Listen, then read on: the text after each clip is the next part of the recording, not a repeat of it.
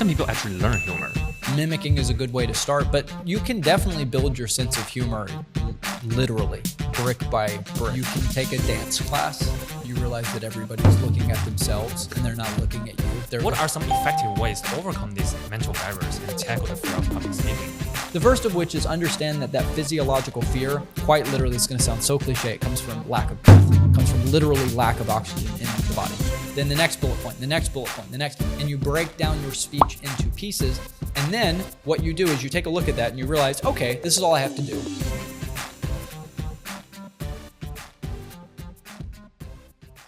Hey Parker, welcome. Thanks for having me, Owen. You brought me French water. It says France on it. It's cool. Yeah, I hope you like it. Tastes delicious. Great. And let's start this conversation with humor. And the reason why I want to start with humor is not only because it is your expertise, because you have been an onstage performer for many years, but also it is a skill that a lot of people want to master. Because having a sense of humor in one's talk can make the person so much more engaging and attractive. I mean, that said, humor is one of the toughest skills to learn. Maybe it's a talent people are just born with. I'm not really sure. But before we dive into, anything practical, let's explore some fundamental questions about humor. My first question is, how do you define humor? And people say that being funny is the essence of humor, but I think that definition is a bit one-sided. My definition of humor, it is the ability to make people laugh in a positive way.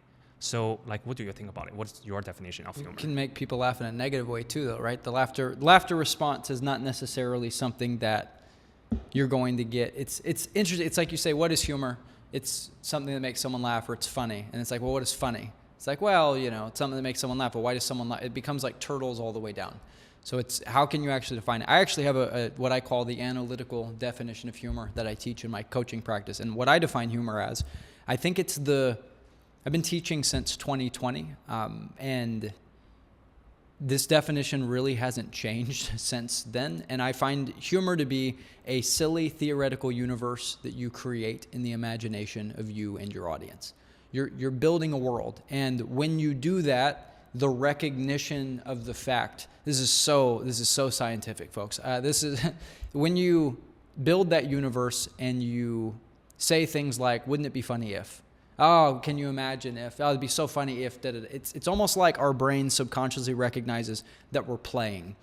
We're speaking in the theoretical. We're not talking literally about what's happening right now. We're playing in the realm of the imagination. And I do think that the recognition of that, when it's done very well, is what elicits people to laugh. So I think it's that. I think it's a silly theoretical universe that you craft, that you create in the imagination of you and your audience. Great definition. Thank you for that. And, I was thinking about this question the other day while I was watching a comedy show.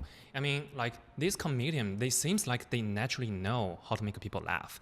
And it really made me wonder, is humor kind of like a talent people are just gifted with, or if it is like a skill that people actually can learn with a bit of effort? What do you think? I think it's absolutely a skill. I wasn't born funny.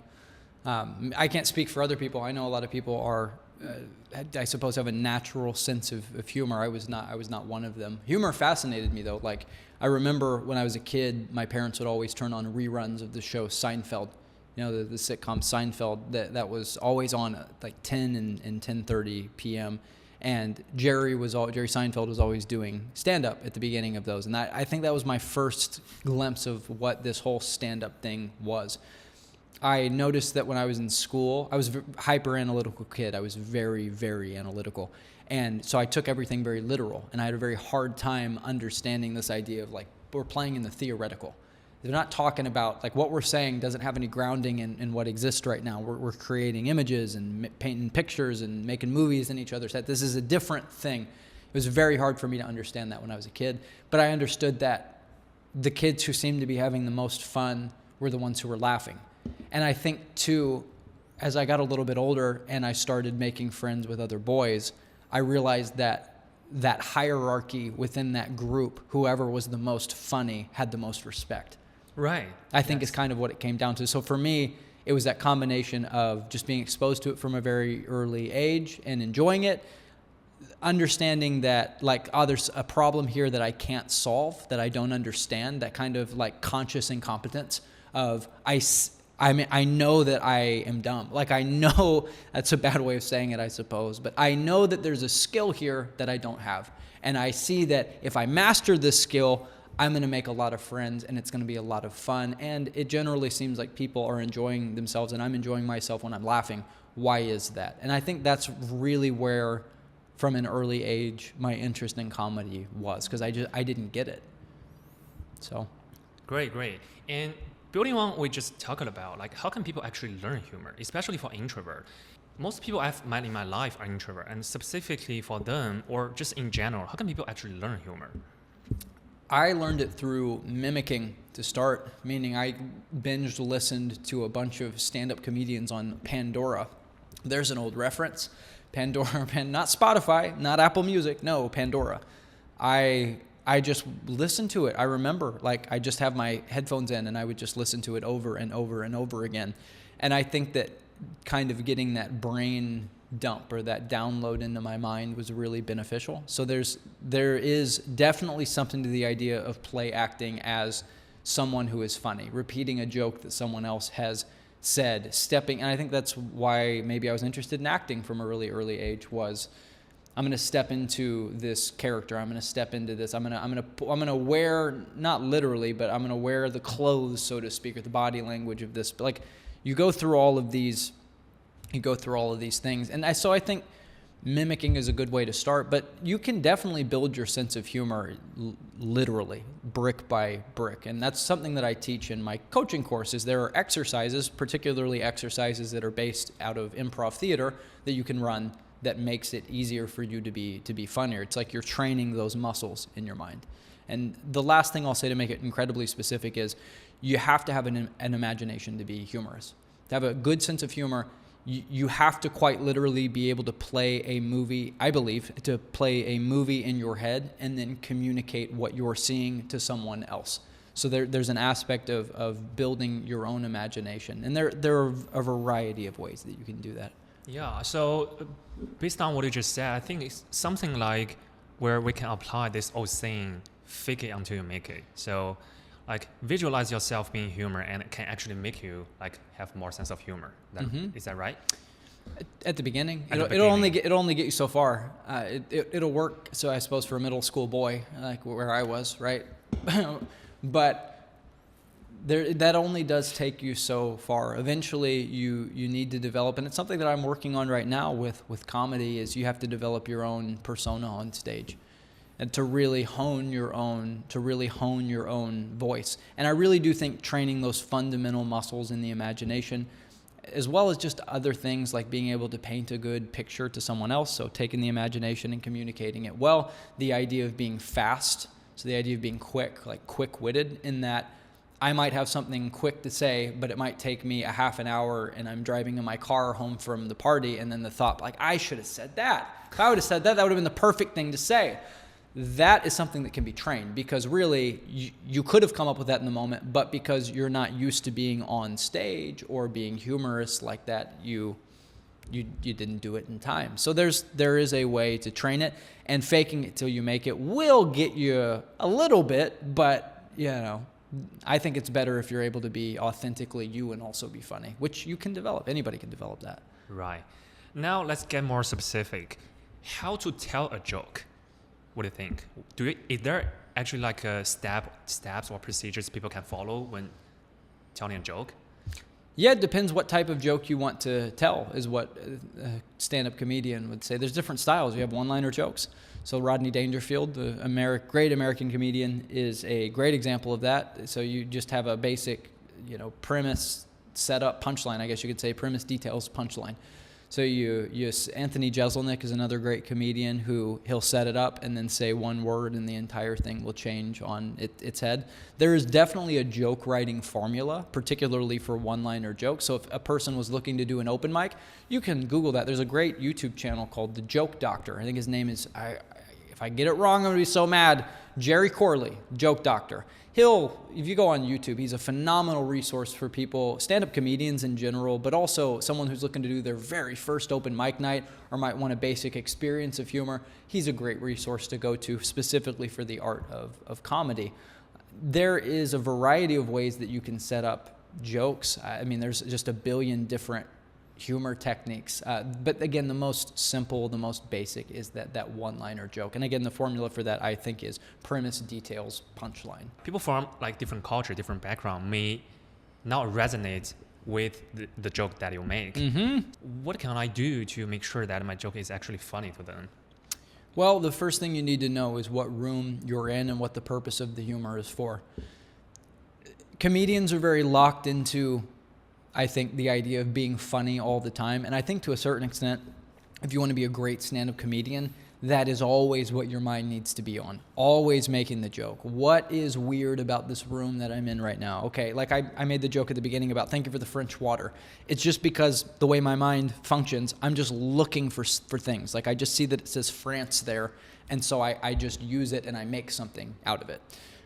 I think to be a great stand-up comedian, you always have to be looking for your angle. But for people who are listening to this podcast or watching it, and they're maybe business professionals and stuff, you don't always want to be looking for the joke. Maybe you want to make the joke because you want to loosen up a room a little bit because you're making a presentation and the room feels a bit cold, literally, like people are yawning. Maybe they haven't had lunch yet, whatever the case is.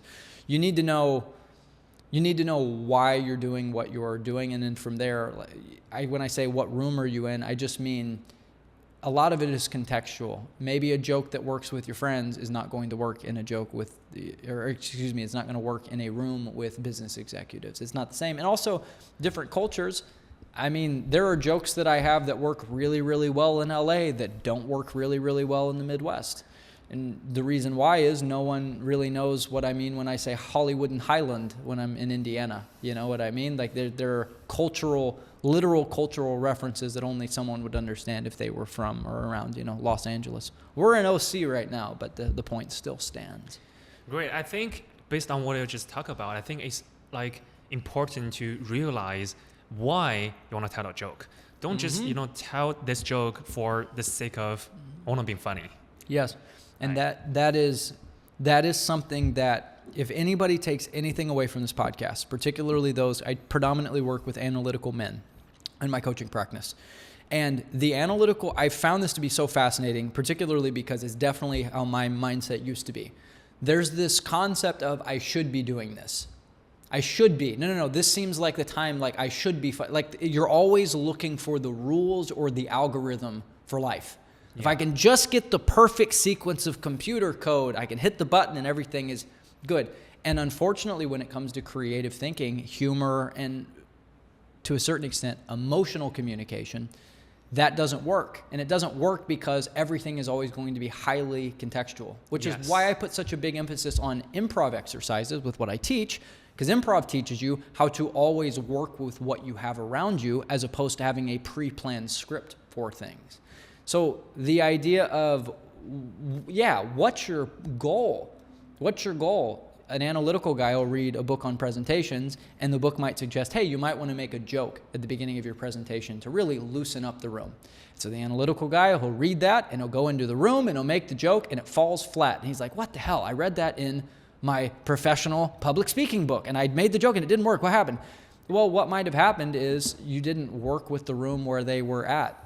Maybe the joke that you pre-planned doesn't fit the context of the room.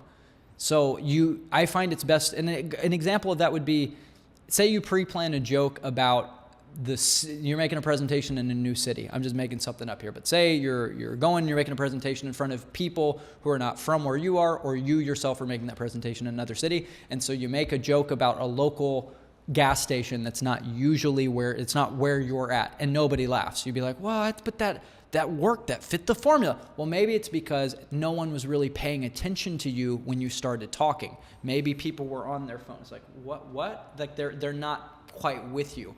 So there's a lot of context that goes into it. The solution is not just I'm going to say my script and it's going to work. A really good script will work most of the time, but you have to have some sort of charisma. You have to have some sort of stage presence. You have to have some sort of ability to get people's attention, at least first, for that to work. And even past that, maybe there's a lot of context. Maybe you made a joke about that gas station that's local, and one of the people that is sitting in the room with you, their dad owns a franchise of that gas station. There's a lot of context that's at play. So Right. just because you read it in a book doesn't mean it's going to actually work in real life. That's why I believe the skill of improvisation is so important. A lot of people worry, like, what if my joke, it doesn't land? Because, like, should I have a strategy to fall back on if my joke doesn't work? Yeah, recovery lines. I've been doing stand-up now we have not hit December 13th. I started stand-up July 13th, 2022. And so we're right at the recording of this episode. At the recording of this episode, we're almost right at 2.5 years of when I started doing comedy. So I'm still in the world of stand-up. I'm still relatively new to doing it. I've been on stage in one form or another really since I was 8 years old, whether that was plays, musicals, la-da-da-da-da. I always wanted to do stand-up. Now I'm doing it. One thing that I have always been good at, I'm not great at everything. I'm not maybe the best writer in the world. Maybe I'm not the best at my timing quite yet. There's a lot of stuff that I could work on. But one thing I was always really good at was recovery lines. Meaning when I said the joke to a room of 100 people or 70, however many people's in the room, and I can sense that I lose them, I always had the state of mind or the ability to state what was happening, more or less. I wouldn't even necessarily make a joke. I might just say what happened. Well, now that I've lost you all, what do we want to do now? Like something like that always seems to get an audience back. And I've always been pretty good at just calling out, I guess, the truth of the moment when things go poorly. And that just seems to get people back. And that's the thing. You should rely more on yourself as opposed to relying on your script. Don't rely on your script, rely on yourself. Because if you can rely on yourself, if the script doesn't work, you can always be endlessly creative. It doesn't need to be just the script. It doesn't need to be just what I pre-planned and I wrote. What happens if you're in the middle of making a presentation, or maybe you're on a sales call, or maybe you're even on a date, and a plate breaks in the room, or someone drops something, or someone's cell phone goes off and it's loud?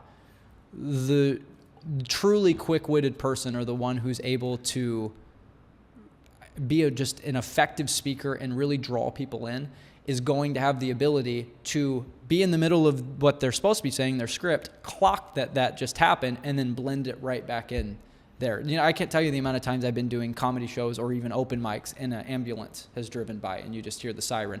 A lot of comedians don't acknowledge it. I always try to. Do something with it. You've been given a toy. You've been given something to use in order to further the point that you're talking about, or heighten the laugh of the joke that you're making. Use it. What can we do next? I mean, if you suddenly stop right after people finish laughing, and that silence, it kind of makes the atmosphere a bit awkward. So, like, how can people avoid that? Well, the awkwardness happens for two reasons. No, number one, it's like how can I put this? You get really excited that your joke worked and you get enraptured with the emotion of the moment. And then it's like, I don't know what to do. Like you lost control. You lost control to a certain extent. That happens. That happens a lot. I guess another reason why that awkward silence could happen is, great, you made a successful joke. And when you say joke, if I can ask you, what areas of your life have you been making jokes in where you found that? Like, has it been at work, in your business, with your relationships? Like, when does that happen for you? Relationships, gotcha. I made the joke, she laughed, and then all of a sudden, what do I do? What do I do now? Yeah, that can happen. I might even do it to a bit of a fault in my own relationships, but I always try to keep her giggling. Like, I always try to keep her laughing. Like, just finding new, interesting ways of just making her laugh. What do you do when there's a silence? You could, again, call out the truth of the moment. Like, oh, that was awkward. Anyway, right. Just calling out the truth of the moment matters so much. And that's the thing. Most people are scared of it. Most people are scared of the pause, of the silence, because it feels heavy. But if you can handle it, you'll be okay. When you run improv exercises, what you learn is that there are going to be moments inevitably in like the 2-minute or 5-minute round of the exercise that you're running where you quite literally won't know what to say next. I'll never forget, I ran an exercise. I was at the Groundling School. I took a class at the Groundling School. It's a prominent improv school, comedy school in LA. A lot of Saturday Night Live alums come from there. Anyway, for anybody who's watching who might not know. And we did this warm-up exercise called Alphabet. And what we did was we more or less, we're going back and forth saying words. We had a partner, and we're going back and forth saying words that start with the letters of the alphabet in order. So, for example, person A might say animal, person B might say banana, person C might say crying, right? Or person A might say crying. You get my point. Like, we're going back and forth, just going through the alphabet. And I will never forget, it came to me, it was my turn, and it was E, was the letter. And I could not, for the life of me, think of a word that started with the letter E. I for whatever reason, and I had that moment, that awkward moment of where it's like, I always call it when I teach, like that guttural tightening of the abdominal muscles. Like, oh, like what do I got to, and I just couldn't. I kept pushing, and I couldn't think of it. And so I took a pause. I took a deep breath, and I just said, everybody. And then the word just came out. And it's, doing exercises like that's really beneficial for, I guess you could say, gaining the emotional resilience to brave that pause, to brave the awkwardness. I see a lot of stand-up comedians, and I do, open mics and everything. And one of the mistakes that new comedians make, I certainly made it. I'm still working on it to this day, although I've gotten a lot better.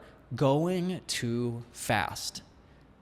Just motor mouthing the entire set that you've pre-planned, and maybe you do that because you're nervous. But the best comedians and the funniest men, the men who, on their dates are going to have successful dates, the women are going to want to go on another date with them, that's going to be because it's a man who can handle tension. Right. Got to be able to handle tension. And if you're comfortable with that tension, the tension that you might be feeling, that empty space, that almost like black hole of a vacuum of like, I don't know how to do it, right? That awkward moment, you might only be the one experiencing that. She might not even think that. She might just be like, oh, that was funny. And she's la-di-da, like doesn't even care that you might not have the next thing to say. I am always surprised. This is the thing that just continues to floor me. How different my perspective is on my own stand-up comedy sets than the audience. When I watch the video later, it floors me how always, it's like I'll get off stage and I'll think, that was amazing, I did great, that was awesome. I'll watch the video, I'm like, that actually wasn't complete, like I had some great moments in there, but really the best part was the second half. The first half was not that good. But what's fresh in my mind is how great the second half of my set was. By the same token, on the flip side, that was rough. That was really rough. Oh man, that was hard. All right, let's watch the video. Oh, that wasn't that bad. Great tips. Now I want to dive into the topic of improv. Okay. And I think for me, improv is probably the toughest part of communication, because not only do you have to really know the topic, but also you have to organize your thought logically on the spot. It's like it requires both knowledge and also the quick speaking skills at the same time. When it comes to communication in networking, I mean, oftentimes, like people don't come to a networking event with a script, right? So they Not generally. Well, right. You'll be found out very quickly if you did. Like, oh, this guy's trying to sell me something. Cool. Bye. And not only in the networking situation, but like there are so many situations in our lives that we have to improvise. For example, you're in the meeting and your manager, your boss suddenly asks you to speak. Or you are in a dinner and your family member, maybe your parents ask you to give a talk in front of the family members. And this happens a lot in China, where our parents really expect their kids to give a talk in front of the families, because that's kind of the way to show that you have grown up. Yeah, right? So my next question is, how can people learn improv and use it to overcome the challenges that I just mentioned? You have to first understand that it's not a logical process. The analytical man will view someone who's very quick-witted akin to someone who's able to do math faster than someone else. Meaning if I present a math problem to two different people, they're both going to whip out their calculators or their phones, and whoever's able to hit the digits the quickest, that's the person who wins. That's not how improv works. It's not a process of organizing your thoughts logically. It is a almost seemingly impulsive or instinctual response to a problem. That is very scary for someone who's analytical. because they trust logic and reason, because it makes sense, and they've used it their entire life. And when I've presented this thing that is very structured, it goes generally really well, and I can trust that. And again, it goes back to that idea of trusting the script over trusting yourself. A strange thing happens when you're running improv exercises. It's almost as if you hone an intelligence you didn't know you have. The example or comparison I would give is when someone gets better at shooting a basketball. So when you're playing sports, like a lot of psychologists will say there are 7 or 8 different types of intelligences that's in the mind, one of which is kinesthetic intelligence. Kinesthetic intelligence, hand-eye coordination, the ability to shoot a basketball. If I were to ask an analytical person who's good at basketball, okay, how do I shoot a free throw? They'd say, well, you want to put your hand about here and you want to shoot. No. I'm asking you, like, what is the angle numerically that I'm supposed to put my wrist, that I'm supposed to bend my wrist, and with what force should I push my wrist forward, and then how high, like how far in inches should my hand be back? And then it's like, what are you talking about? That's not how we go about shooting a basketball. You feel it out, you line it up the best you can. The words almost start to fail you when you describe a process like that. Much the same way if you're going to do a bench press. If you worked out, you've done bench press before? Yeah. How many inches apart or centimeters do you keep your hands? I don't really know. But you've done a bench press. I mean, I just go with my feelings like this. Exactly. About shoulder width apart, or if you're working a different muscle group, maybe farther apart or closer together, whatever the case is, Right. but generally about maybe shoulder width apart. So you didn't logically explain it to me. You just went into your memory and you're like, I think, yeah, it's about here. And you probably got it about right. But that's not a logical process. That's just something that you have worked on over the years, and it's quite literally, as they say, muscle memory. It's a different thought process. It's a different brain process. In the same way, being quick-witted or being funny, it works that way too. So many people don't get experience practicing that. They don't get the ability to run it as a literal exercise over and over and over again to improve and have that sort of instinctual response. That way, when you are called upon maybe to speak in front of your family, it's not so much I have to take a step back here. I have to analytically go through what are the events that's gone on, what are my achievements, how do I address this, what's appropriate, what's the custom, run it through real quick. Okay, here I go. That takes too long. It takes too long, and it's not as cool. It's not as fun. It's not as spontaneous as someone who's able to say, oh, well, here's what's going on, and they just start talking. That improvisational, off-the-cuff type of communication is something that is honed very specifically through a type of practice, and I find improv to be the case. But it's not a logical process. It's not the thing of, here's the math problem, 1 second, let me pull it out, let me run the calculation, boom, and whoever just is able to type on the calculator the quickest wins. It's not the case at all. It's something different. It's a different way of arriving at an answer. It's a different type of intelligence. And I think the reason why improv is really hard for a lot of people is because they don't want to make mistakes when they are talking, right? And also for introverts, when they make mistakes when they talk, it just makes them so nervous, right? Yeah, for sure. And how can people overcome these mental barriers when improvise? You can go, I heard it once from a dating coach a long time ago, you can take a dance class. You can take a dance class. Yeah. And then when you're in a ballet studio where you can see all the mirrors, you realize that everybody's looking at themselves and they're not looking at you. They're looking at themselves. That was a really great epiphany when I heard that. It's nice. Oh yeah, everyone is kind of just doing their own thing. An introvert feels the weight of social repercussions, I think, stronger than someone who's much more extroverted does. They care more. Maybe they're more empathetic. Maybe they don't want to make a mistake because that feels bad, or they maybe don't want to embarrass people that they're with. Maybe they care a lot, and that's fine. But an introvert needs to understand that you correct things, as I like to say, in the momentum of doing them.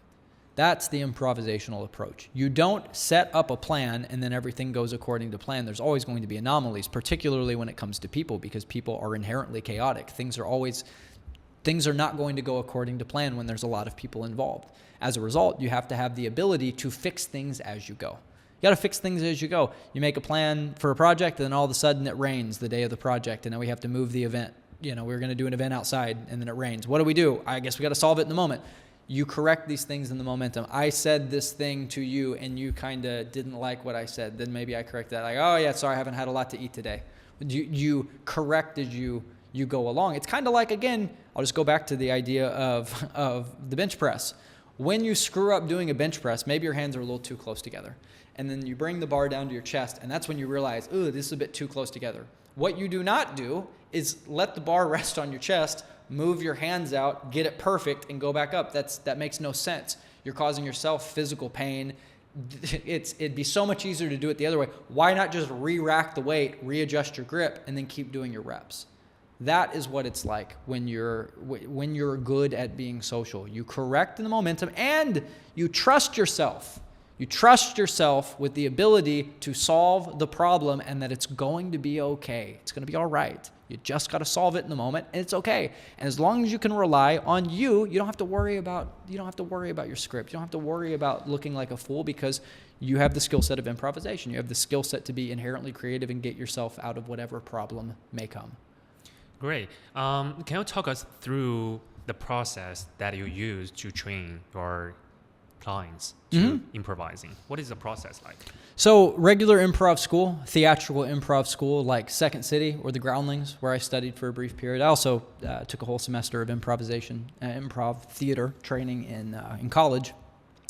You work on scenes is what they'll have you do. And in a basic improv class, it's going to be, you got to have you're going to have two people in a theater scene, and very quickly you got to identify the relationship between the two characters, maybe name the two characters, where are they at, what are they doing. You kind of organically arrive at this, and it's very based in acting. It's very based in someone who's probably going to be on stage doing this or someone who's going to be on screen doing this. That's what the original purpose of it was. Now, a business professional who might take an improv class like that, it's kind of up to them at that point to derive the lessons that'll be useful for their business.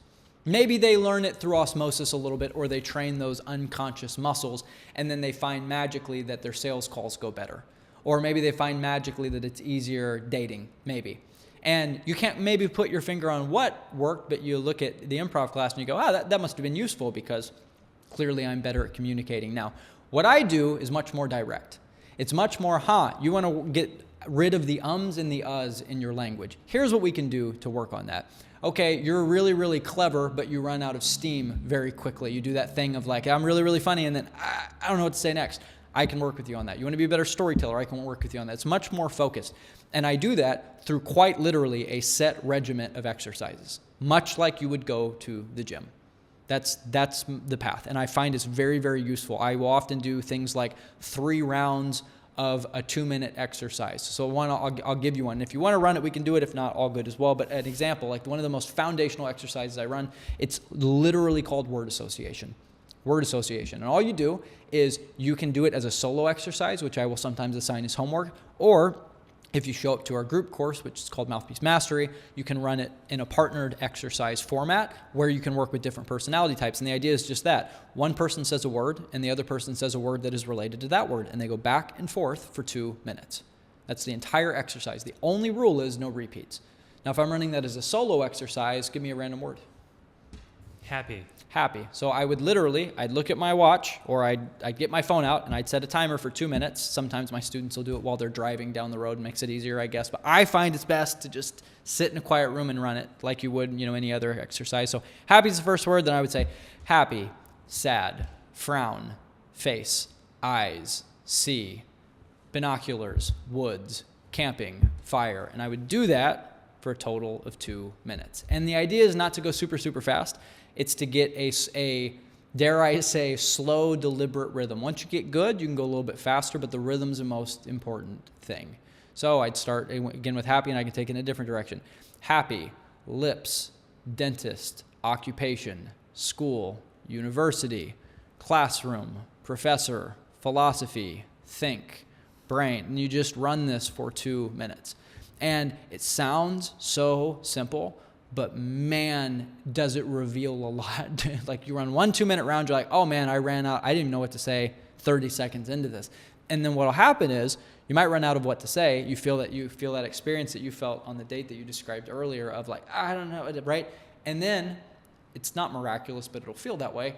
Almost miraculously, you come up with a word to say, and you overcome that tension. You overcome that block. You find a way to fight through the tension, and all of a sudden you're back, and you're doing the words again, and you're doing the words, and then maybe in another 20 seconds you experience it again. You're like, I don't know. He said birthday cake. What do I say?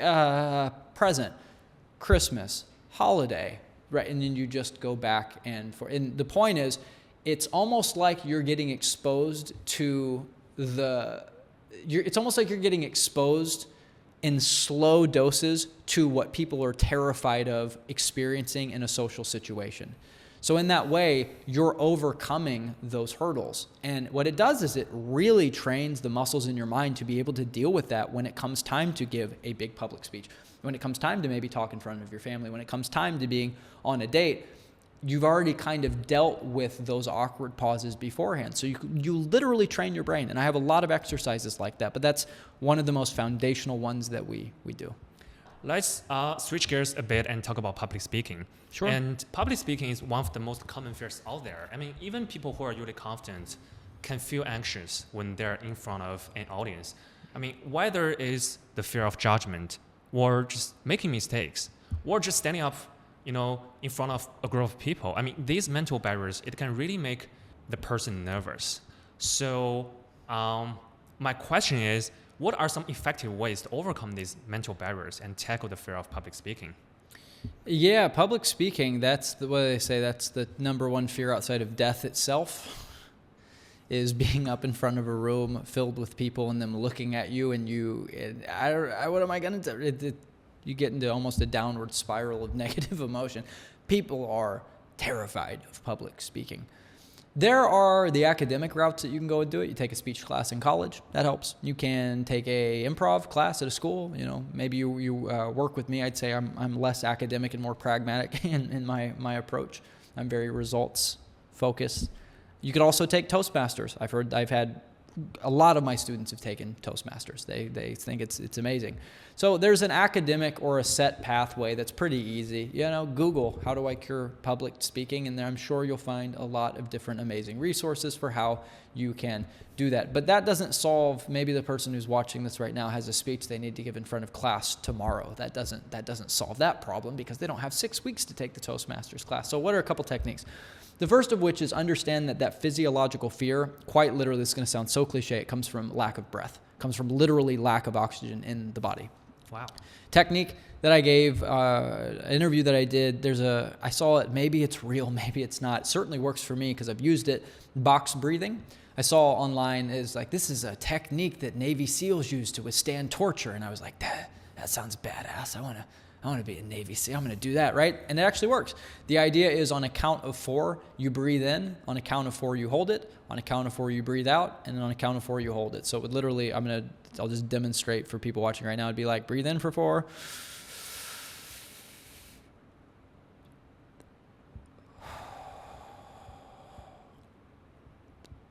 And you just do that over and over and over again. Breathe in for 4, hold it for 4, breathe out for 4, hold it for 4. And that just regulates your breathing. That's going to get you in good, that's going to get you in good shape, at least as that goes. Because sometimes people will literally describe when they do public speaking, my hands go numb or my throat gets really dry. That is quite literally not enough oxygen in your body. So if you solve the breath, that helps a lot of, it's like, seriously, if someone who's watching this, if you're a person whose hands go numb when you're public speaking, it quite literally is because there's not enough oxygen going through your body. Another cliche, but it works, things that helps that is quite literally stretching. Literally before you go out on stage, if you just, stretch your neck a little bit, do that to your fingers, whatever it is, touch your toes, just get your body moving a little bit, get your blood pumping. That will help a ton. It really, really will. I know it's cliched advice, but it's cliched because it does work. Breathe and stretch certainly helps. What will help, that you might not find online, a tip I will give right now, is talk to people in the room before you make the speech. So say it's a student who's going to give a presentation, in class the next day. As opposed to panicking about the presentation and reviewing your notes over and over and over and over and over again, and then going to class and sitting down and getting your laptop and okay, I got to get this right. Shut your laptop, talk to the other students in the class and ask them how their day is going. Literally. get out of your own head. Literally get out of your, because what you're doing there when you're nervous is it's almost like you turn your attention, instead of outward, you turn it inward completely, and it's almost overwhelming. And people mistake that for, oh, everybody's eyes are around me, it feels overwhelming. No, it's your attention. You got to turn your attention outward. I literally say that. If I ever go and I'm doing a seminar for a company, I'll show up early and I will talk to some of the workers that are there as they walk in the door. I won't even necessarily say I'm there to like give a presentation or whatever. I'll just sit out in the lobby and I'll just make light, pleasant conversation with people, because it gets me out of my head and it gets my attention focused more on the people that are there, which is the point. The worst public speaking advice ever is pretend the audience isn't there. It's the worst advice. And it's the worst advice because if they're not there, why are you giving the presentation? You're there to give something to other people. Right. And as a result, start giving something to people early. Ask people literally how their day's going. Oh, when's your presentation? Yeah, mine's a day. I'm feeling a little bit nervous. Be honest about how you feel. Quite literally, I call them soft opens in my course, but do little soft opens. Warm up the room a little bit. Ask this person how their day is going. Ask this person how their weekend went. Just something that gets you in small conversations with the room, because it's one thing if the room is your friend. It's another thing if the room is a foreign entity that you're fighting against. That's really scary. It's not scary if you're up in front of people who you've already talked to, you've already met. So that's literal technique, literal tip. Just talk to a couple people in the room first. And then if you're panicking or whatever, find those people that you already made friends with, that you already talked to. There's she's sitting there. I talked to her, asked her about how her weekend was. Oh yeah, I remember I've been in class with her the entire semester. She seems cool, whatever. It really helps a lot. So as opposed to just taking a deep breath and hoping to God it goes well, just talk to people. Breathe, stretch, and do a couple little soft opens. Another thing you can do, and this is kind of like rogue advice. I will give it though, because it works. You can lay on the ground in a semi-crowded place for 5 minutes with an alarm set on your phone. You can do that. That's intense. That's scary. Much more scary than being up in front of a room of people. Yeah. That's what I used to do before I did theater auditions, by the way. Back in the day, was taking dating courses and stuff, and there was this is an exercise that anybody who's been in the pickup scene or the self-improvement scene, they will have heard of this exercise. And I heard it way back years and years ago. And the point was, it was supposed to get you more comfortable being social, you more comfortable being just it's supposed to teach you something, and it's like a trial by fire type thing, kind of like an ice bath, right? So I did it once or twice, and I've just I'll never forget just getting up and feeling so expansive. The first time or two I did it, wow, I just feel free. I don't care what people think. This is incredible. And then because my mind operates the way it does, I was like, I wonder if I did this before auditions, what that would do. The way my college theater, we would run auditions, usually in the entertainment industry or in a college program. My understanding of how it works is you go into a small room, and there's maybe a director there, casting director, a person who's going to read your lines to you, another actor. There's half a dozen people in the room. You get up there, you read your monologue, you sing your song, they say, thanks, have a nice day, and we'll be in contact. And they call you again or they don't. That's generally the process. My college did not do that. They took all of us, put us all in the auditorium, and made us audition in front of each other. Their thought was, maybe a nice way to build community. It's very supportive. But it also created an atmosphere of, oh my God, there's 50 people in here watching me do this. Oh my God, it's stressful. Yeah. And I watched these incredibly talented people who were so talented. They could sing amazing. They could memorize pages and pages and pages of scripts. They could tell great stories. They were incredibly charismatic. They could do so many great things on stage. And the audition process would make them forget their lines. They would get up there and they would forget it. And it wasn't because they weren't talented or maybe they'd even done the work. It was because the room quite literally got to them. And so I was like, well, the lay on the ground thing for 5 minutes, the semi-crowded place with an alarm set on my phone, that's way more scary than this. So I would do it right before the audition, and then I didn't give a shit because it was easier because I did something harder first. So Right. that is rogue advice. I am not legally liable for what happens if anybody goes and does that. But yeah, if anybody's interested in doing that, I've worked with students before where they've, laid down in a public park, somewhere where it's socially acceptable, but still a little bit weird, or it's places where I've never had anybody, get arrested or anything crazy or, nothing like that. But I find that is a very useful exercise if you want to get better at public speaking. It's not so much, yes, you can work on the technique of public speaking. You can work on the technique of telling a good story. You can work on the technique of writing a great script. You can work on the technique of maybe speaking from your chest and projecting for the room. So that way everybody can hear you, as opposed to like speaking from your throat and then your words kind of get caught up. There is technique to public speaking, but the thing that people fear is not being bad at the technique. The thing they fear is the act of being in front of a room of people and saying words. If you can solve that, I got a couple great coach recommendations. Being one of them, but a couple great people, speech coaches and stuff that help with that. But yeah, those exercises, the soft opening people, warm up the room, say hi to people on an individual basis, and then if you want to go ham, you want to go crazy, go for the second exercise. It'll work for me.